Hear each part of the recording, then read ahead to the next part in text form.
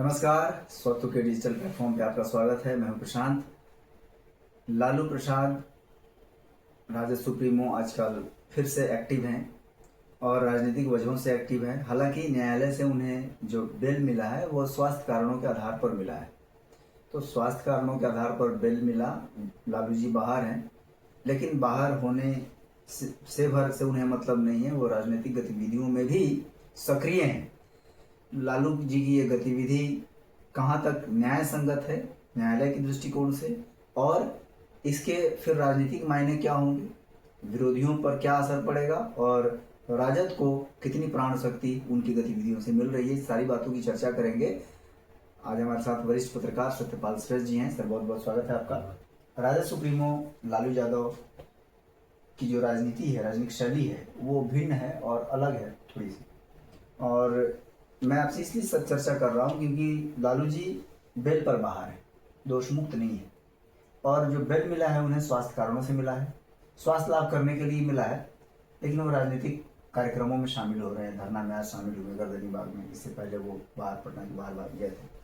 क्या लगता है कि लालू जी की इन गतिविधियों का क्या मायने हो सकता है? लालू प्रसाद देखिए, आगामी विधानसभा चुनाव को लेकर काफी गहमा गहमी है।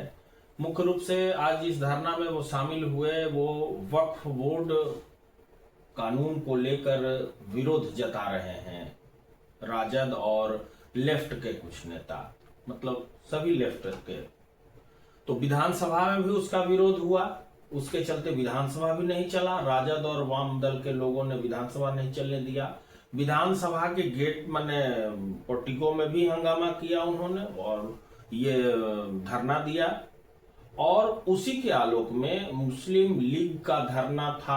आपको गर्दनी बाग जो धरना स्थल बनाया गया है, तो वहां पूरी तरह से प्रायोजित ढंग से उसका आह्वान था कि जो भी समर्थित लोग हैं, जो इसके समर्थन में है, हमारे पक्ष में जो अपना विचार रखते हैं, वो लोग इस धरना में शामिल हों। तो लालू प्रसाद अस्वस्थ होते हुए इस बात का जिक्र तेजस्वी यादव ने अपने भाषण में किया। लालू प्रसाद बोले तो कुछ नहीं वैसा, लेकिन इसका जिक्र तेजस्वी यादव ने किया कि लालू प्रसाद अस्वस्थ होने के बावजूद इसमें आए हैं। इस पर जोर दिया गया कि माने वो मुस्लिमों के इतने पैरोकार हैं और वक्फ बोर्ड बिल के इतने विरोधी हैं, अस्वस्थ होने के बावजूद आपके लिए आए हैं। मतलब हाँ, इस बात पर जोर, कितने शुभचिंतक हैं वो, इस बात पर काफी जोर उन्होंने दिया कि इसके बावजूद आए हैं। मतलब पूरी तरह से मामला मुस्लिम तुष्टीकरण का चल रहा है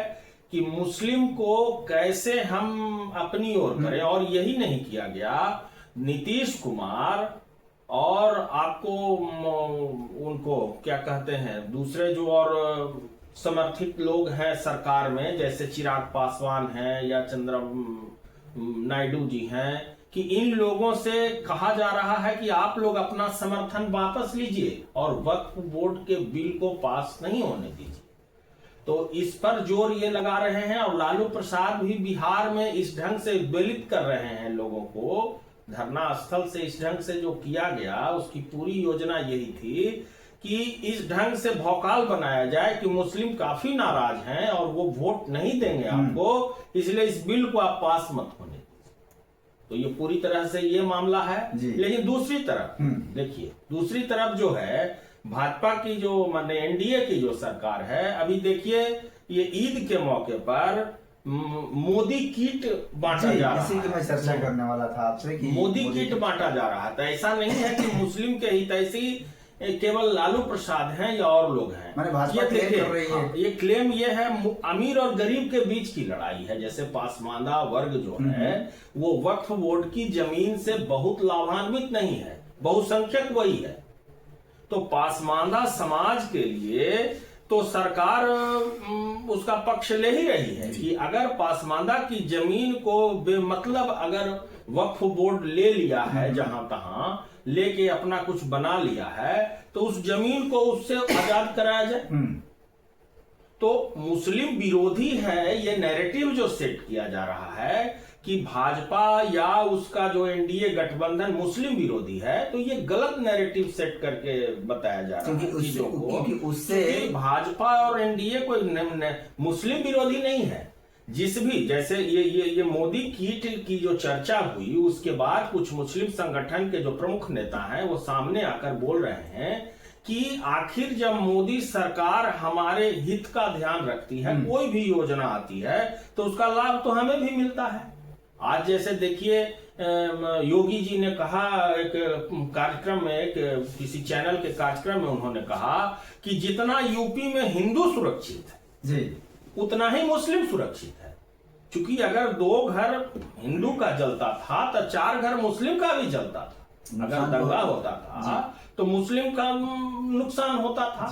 तो आज अगर दंगे नहीं हो रहे हैं, बिहार हो कि यूपी हो, तो इसका लाभ तो मुस्लिम को मिल रहा है, सबको मिल रहा है। और यहां तक योगी जी ने कहा कि 100 घर की बस्ती अगर हिंदू की है तो वहां 1 मुस्लिम सुरक्षित है, लेकिन 50 घर की अगर बस्ती मुस्लिम की है तो वहां 50 घर हिंदू ही सुरक्षित नहीं है। अगर दोनों बराबर है तो सुरक्षित नहीं है। लेकिन 100 घरों की बस्ती है अगर, माने कोई मोहल्ला भी है अगर मुस्लिमों का, और वहां 1 हिंदू है तो वो सुरक्षित है। तो आप गलत दिशा में इसको ले जा रहे हैं। कोई भी आंदोलन को अगर वक्फ बोर्ड की बात की जा रही है तो उसको गलत ढंग से उसकी व्याख्या की जा रही है कि सरकार तुम्हारी जमीन ले लेगी, तुम्हारे मस्जिद ले लेगी। ये तो गलत नैरेटिव सेट किया जा रहा है। जिन भी दलों के वोट की राजनीति की जा रही है, सरकार की मंशा कोई मस्जिद और जमीन लेने की तो नहीं है। सरकार कह रही है कि जो भी गैर कानूनी ढंग से जमीन पर कब्जा किया गया, बिहार में भी धार्मिक न्यास बोर्ड बना तो कितने लोगों की निजी संपत्ति सरकार ने ले ली? किसी की नहीं ली। यही तो है ना, किसी की नहीं ली है। मान लिया मठ मंदिर के लिए अगर धार्मिक न्यास बोर्ड है जी, तो धार्मिक न्यास बोर्ड जमीन लेता तो नहीं ना है, उसकी रखवाली करता है। मठ तो वही लोग, मठ सरकार नहीं चला रही है। मठ तो सरकार नहीं चलाती है जी। मठ का है कि कुछ आप वहाँ का जो है जमीन का एक है ये कि उसका एक चंदा है जो वहाँ देना होता है, जिसके खर्चे से वो बोर्ड चलता है। कि आप जमीन से आमदनी कर रहे हैं, एक लेखा जोखा का ब्यौरा वहाँ दीजिए। एक गार्जियन, एक पारदर्शिता रहे। एक गार्जियन तो कोई होना चाहिए ना। जैसे मठ का आखिर कौन गार्जियन होगा? आप तो मनमानी करने लगे। कैसे गाइडेड होगा? हाँ, कहीं से होगा। धार्मिक न्यास बोर्ड एक वैसे ही वक्फ बोर्ड का कोई गार्जियन ही नहीं है, ये अपने मालिक है सब कुछ का, जैसे मन वैसे जमीन का। कभी सुनते हैं कि ये जमीन हमारी है, ये जमीन हमारी है, संसद वाली जमीन है, ये वाली सरकारी बिल्डिंग हमारी जमीन पर बना है। ये तो गलत बात है। तो उसी को सही दिशा देने के लिए ये बिल लाया जा रहा है, जिसको माने विपक्ष द्वारा गलत ढंग से प्रस्तुत करके और मुस्लिम वोट का माने तुष्टीकरण की राजनीति माने अंततः लालू प्रसाद का धरना पर जाना ये साबित करता है कि लालू प्रसाद जो है वो भ्रमित कर रहे हैं वाम दलों के साथ और मुस्लिम संगठनों के साथ मिलके कि ये जो एनडीए की सरकार है ये तुम्हारी जमीन ले लेना चाहता। अच्छा, तो मोदी किट जो बांटने की बात आपने कही, तो अगर लालू जी या उनके सहयोगी मुस्लिम तुष्टीकरण कर रहे हैं तो मोदी किट बात के एनडीए भी तो मुस्लिम तुष्टीकरण कर रहा है। तुष्टि नहीं, केवल मुस्लिम को नहीं दिया जाएगा। एनडीए की जो भाजपा की जो योजना है उसका जो वो अल्पसंख्यक प्रकोष्ठ है इस मामले में वो मोदी जी नहीं बांट रहे हैं, वो अल्पसंख्यक प्रकोष्ठ बांट रहा है उसका भाजपा का, भारतीय जनता पार्टी का अल्पसंख्यक प्रकोष्ठ। हाँ, सिख के त्योहार में भी बांटा जाएगा, हिंदू के त्योहार में भी बांटा जाएगा। ऐसी योजना बनाई गई है, त्योहार में भी हाँ, सबको माने सर्वधर्म समभाव की बात की जा रही है कि सभी धर्मों के त्योहारों में बहुत ऐसे वर्ग हैं जो गरीब हैं, नहीं खरीद, बिल्कुल उन्हीं को जो जरूरतमंद हैं वो खरीदने में असमर्थ हैं, तो केवल मुस्लिम को नहीं दिया जा रहा है। दूसरा, अगर आप तुष्टीकरण की बात करते हैं तो अगर सभी दल ये माने उसको अछूत मान रहे हैं कि भाजपा जो है मुस्लिमों के लिए अछूत है, तो वो तो दिखा दी ना कि हम तुम्हारे लिए अछूत नहीं है। अगर ये लोग उसके पैरोकार बने हुए हैं तो वो अगर इसकी भावना का वो ख्याल रख रहा है, उसका एक जो प्रकोष्ठ है माने पूरी पार्टी के तरफ से निर्णय हुआ होगा, तो ये तो अछूत की बात नहीं रह गई। वो मुस्लिम विरोधी नहीं है। दोनों तरफ से इसको देखा जाए। जैसे कि योगी जी ने एक बात कह दी कि मुस्लिम भी सुरक्षित है, बात भी सही है। जब दंगा नहीं हो रहा है तब मुस्लिम और हिंदू दोनों सुरक्षित है, बिल्कुल। और अगर हम आपके त्योहार में आपको किट दे रहे हैं, आपको गिफ्ट दे रहे हैं, तो मेरी मंशा ये नहीं है कि मुस्लिम हमसे क्यों नाराज रहेगा। और मुस्लिम का एक धड़ा बिल्कुल ये सोच रहा है कि झगड़ा करके कोई फायदा नहीं हो रहा है, दूसरे दल हमको क्या दे रहे हैं। अगर सरकार कोई स्कीम ला रही है तो ऐसा तो है नहीं कि मुस्लिम के लिए वो स्कीम नहीं है, ईसाई के लिए वो स्कीम नहीं है, सिख के लिए वो स्कीम नहीं है, सबके लिए। तो जो सबसे ज्यादा जरूरतमंद है वो तो उसका लाभ ले रहा है। बिल्कुल। तो इसको गलत ढंग से, गलत दिशा में राजनीति करने के उद्देश्य से भ्रमित किया जा रहा है वक्फ बिल को, या जो भी एनआरसी का जो भी बिल है।